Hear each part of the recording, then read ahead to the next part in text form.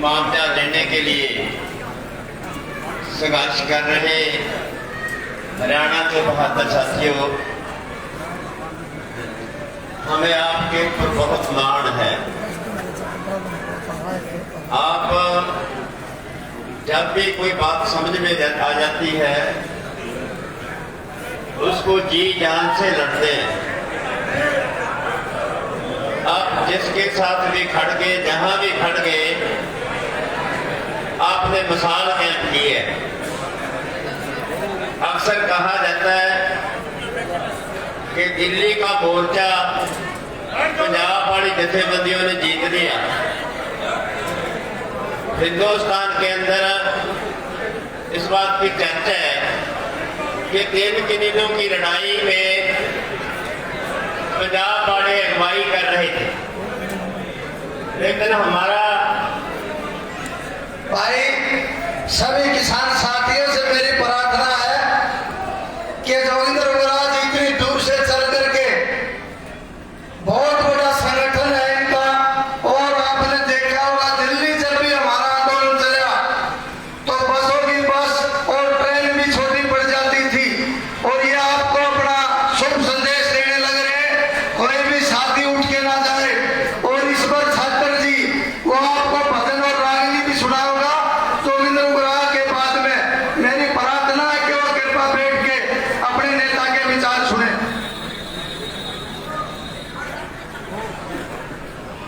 कहा जाता है कि पंजाब वालों ने गवाही की और वो दोनों जीत लिए।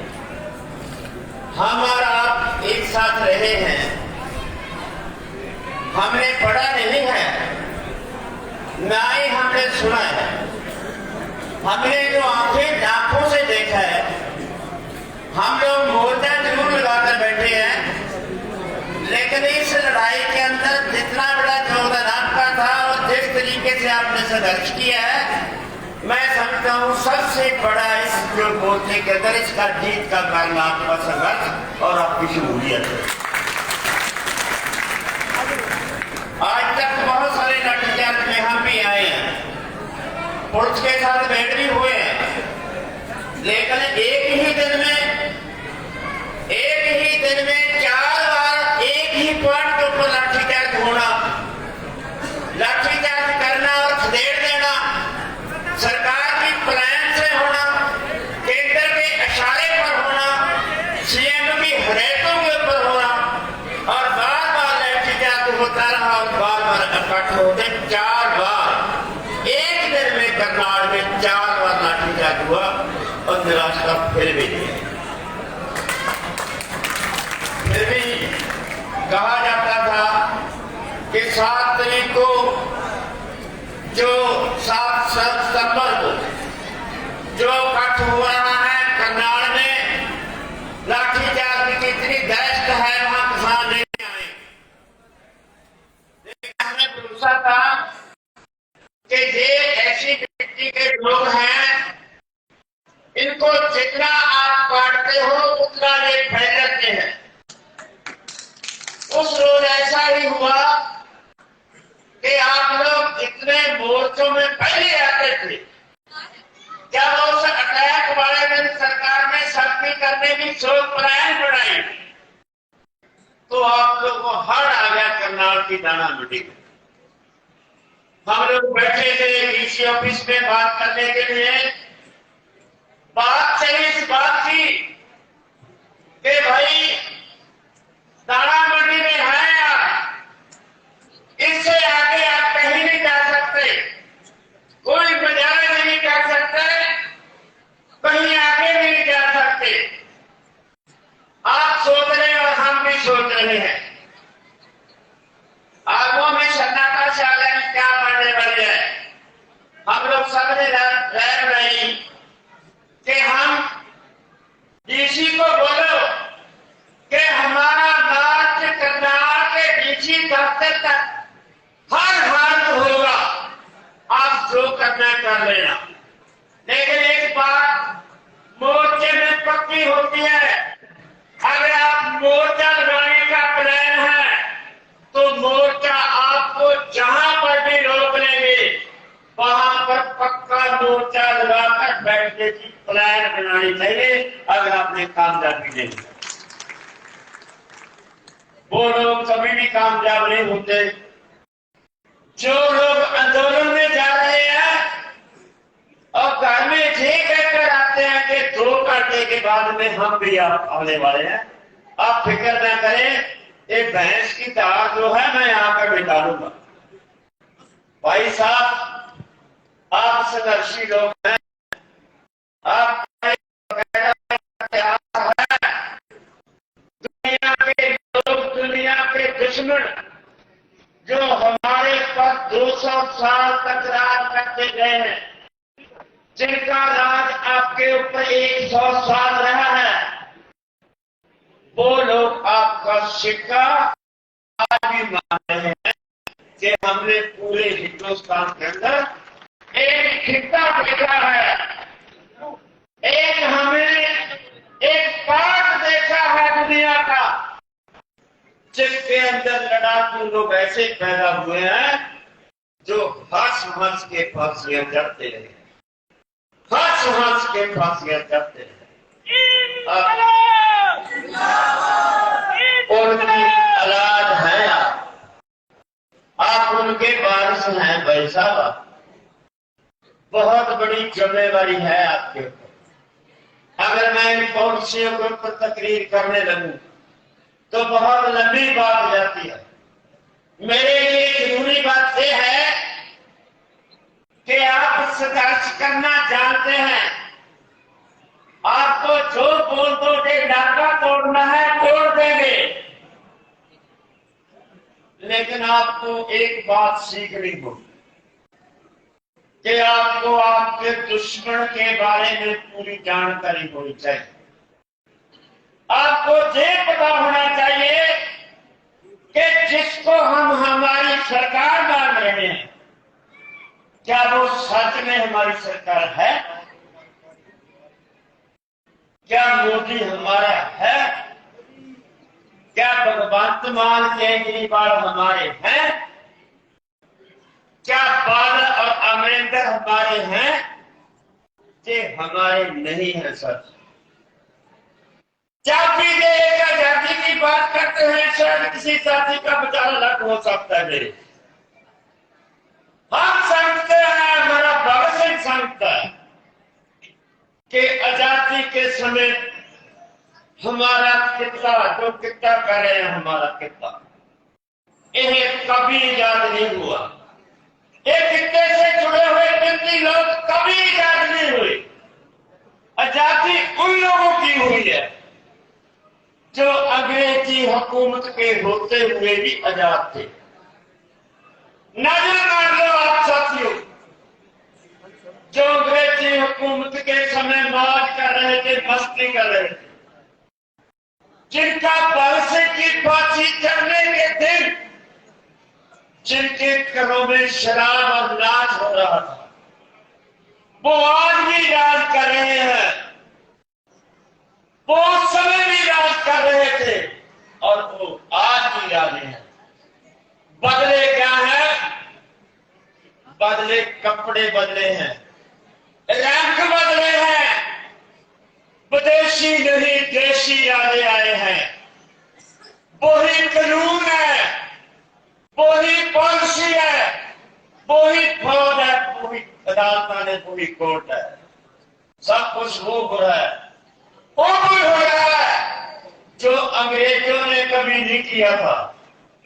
आप सोचते होंगे कि 1991 में एक नया कानून बना, किसने रोजगार खत्म कर दिया, पब्लिक सेक्टर खत्म कर दिया और आस्ते आस्ते आपकी खेती खत्म करने जा रही है।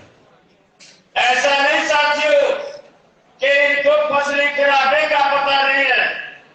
ऐसा नहीं कि एमएसपी देने के लिए इनको दिक्कत है, पर आपके पास जो है आपसी जेब से निकाल कर कारपोरेट देने की एक बकायदा पॉलिसी है। वो पॉलिसी लागू करते हैं। मेरी उम्र के आप में बहुत लोग बैठे होंगे। मैं 1962 में 10वीं पास की है। मिल जाता। जो मेरे साथी बीए कर रहे थे वो लोग मर्जी का रोजगार लेते रहे हैं, पर आज रोजगार कहां चला गया। जो 10 रुपए में 10वीं क्लास पास हो जाता था वो देश कहां चला गया, वो आजादी कहां चली गई। जो 50 पैसे में अस्पताल में इलाज करने करके वापस आ जाता था वो अस्पताल कहां चले।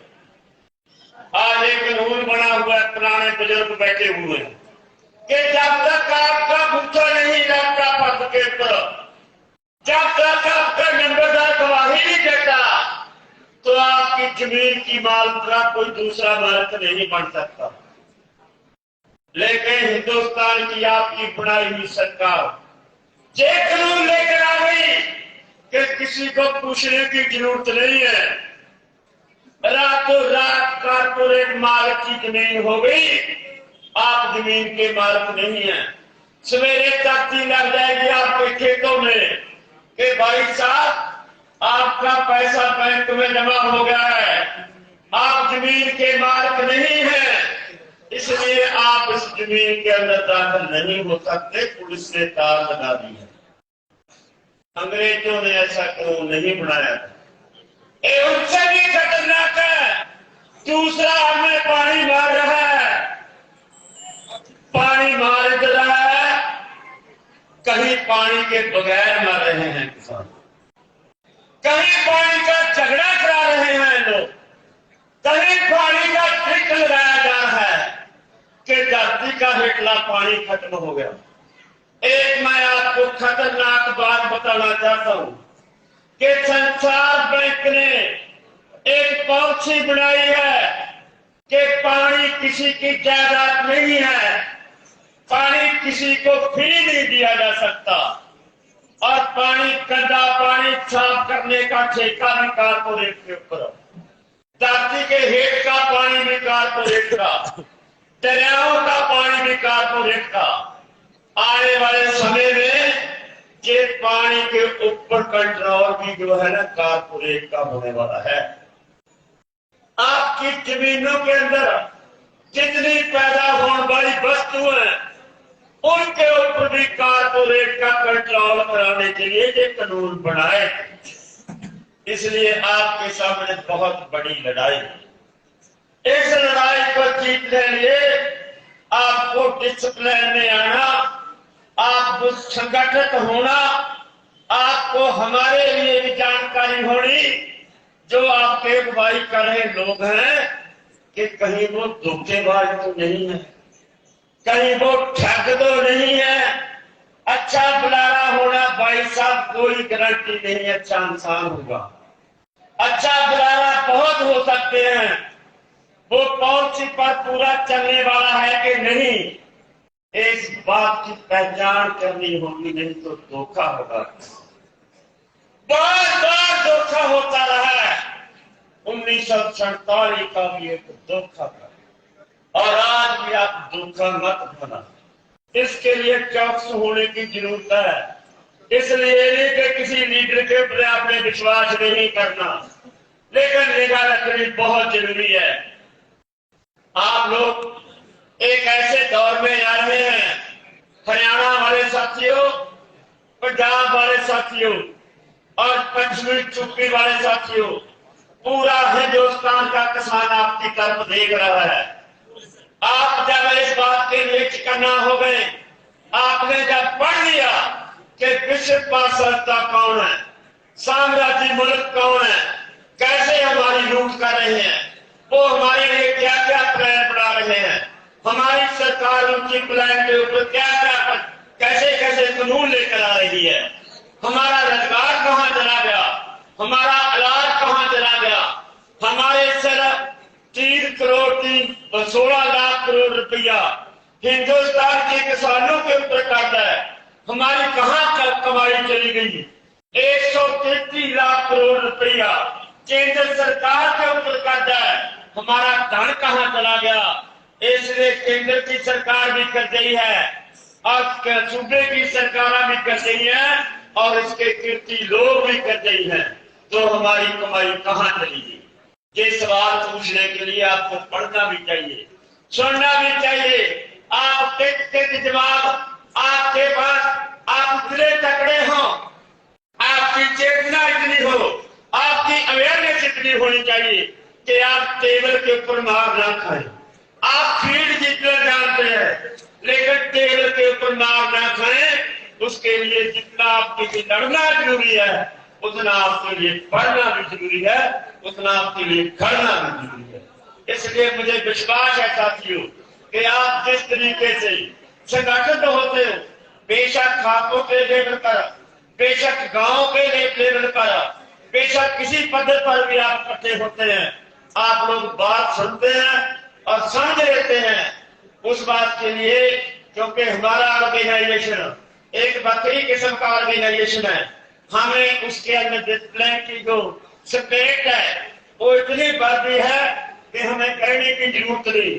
अगर बोल दें, कोई स्टेज के अंदर बोल देता है कि 5 मिनट के अंदर स्टेज खाली कर दो, तो आपको कला स्टेज कतर ही मिलेगा, दूसरा साथी नहीं मिलेगा।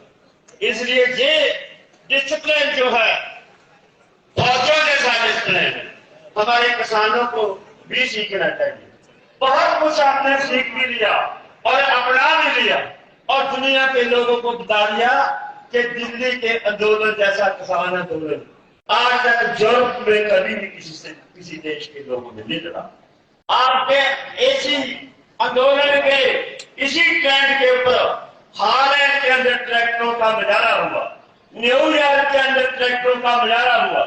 दूसरे देशों से बात चल रही है कि भाई इस समय हिंदुस्तान के अंदर एक ही बात चल रही है कि जो पढ़े लिखे बच्चे हैं, जो स्कूलों में जाकर ये बोलते थे कि मैं किसान का पुत्र हूं, ये कहने से शर्माते थे, आज वो गौरव से कहते हैं कि मैं भी किसान का बेटा हूं, मैं भी किसान की बेटी हूं। आपको अपने आप को किसान कहलाने का जो गौरव बख्शा है वो आपके आंदोलन का सिद्ध है। और हम समझते हैं कि इस बात को लेकर आप आगे चलो, जीत आपकी ही होगी। हम आपसे बहुत नजदीक बैठे हुए हैं, मार्ग में हमारा बहुत सारा काम है। ये हमारे लिए जैसा आपके डोल में आगे, जैसा खेत में या गेड़ा मार के आगे, लेकिन फिर ठीक तो साथियों हमारे से 950 किलोमीटर की दूरी पर था, वहां पर 2500 किसान जा सकता है, तो इधर 25,000 किसकी ताकत है आपके सामने करने की। लेकिन दूसरी बड़ी बात यह है साथियों, हरियाणा के अंदर एक कहावत है कि केस पड़ जाते हैं और केसों वाले केस भुगतते रहते हैं और मुड़ के उनकी कोई साथ नहीं देता। हम आपसे विश्वास दिलाते हैं, जिन साथियों को ऊपर केस है और जिस मोर्चे लगाने के फैसले कर लो। 22 है, 23 का सारा साल एक वोट बटोरने के पापड़ ले लेंगे, आप जोड़ने की पापड़। ये समाप्त है, इनकी कमजोरी है, लाठी चार्ज करेंगे तब नहीं मारेंगे, नहीं मांगे मनेंगे तो गोली नहीं करते। ये आपका मौका है। 2023 में हरियाणा, 24 में शायद हरियाणा की तोड़ भी होने वाली है, इसलिए इनकी तोड़ के ऊपर गोडा रखने का बहुत अच्छा समय है। आपको मांगता तो क्या, कर्ज माफी जैसी जो और मांगे हैं, रोजगार वाली है, नशे की है, ये बातें मांगे भी आपको तोड़ के अपने अपने जथेबंदी के तौर पर लड़े और संयुक्त मोर्चा साझे तौर पर जो फैसला करेगा उसमें भी आप योगदान पाए और बातें रहे हैं। हम आपसे याद करेंगे। बहुत बहुत धन्यवाद।